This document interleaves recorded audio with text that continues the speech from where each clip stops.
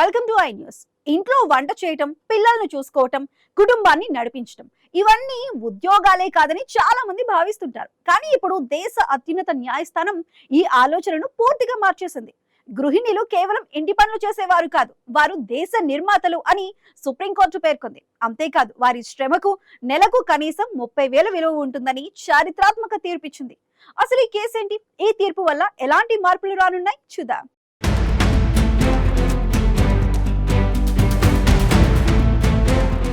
దేశవ్యాప్తంగా చర్చనీయాంశంగా మారిన ఒక కీలక తీర్పులో సుప్రీంకోర్టు గృహిణులను నేషన్ బిల్డర్స్ అంటే దేశ నిర్మాతలుగా అభివర్ణించింది.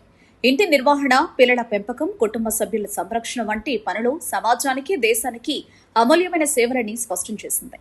Justice Sanjay Karol, justice N Koteswar సింగ్లతో కూడిన ధర్మాసనం ఈ తీర్పును వెలువరించింది.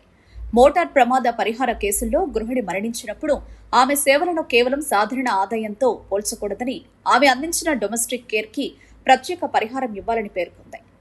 ఈ నేపథ్యంలో గృహిణుల ఇంటి పనులకు నెలకు కనీసం 30,000 నేషనల్ ఆదాయంగా పరిగణించాలని కోర్టు నిర్ణయించింది. అంటే ప్రమాదాల్లో మరణించే గృహిణుల కుటుంబాలకు పరిహారం లెక్కించేటప్పుడు ఈ మొత్తాన్ని ప్రాతిపదికన తీసుకోవాలి.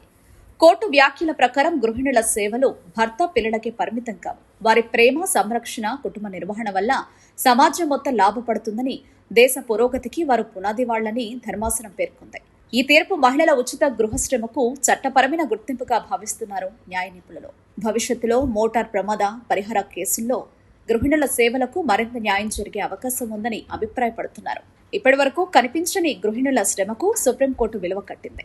ఇంటి పని కూడా పని అనే సందేశాన్ని దేశానికి బలంగా వినిపించిన ఈ తీర్పు మహిళల పాత్రకు చారిత్రాత్మక గుర్తింపుగా నిలవనుంది.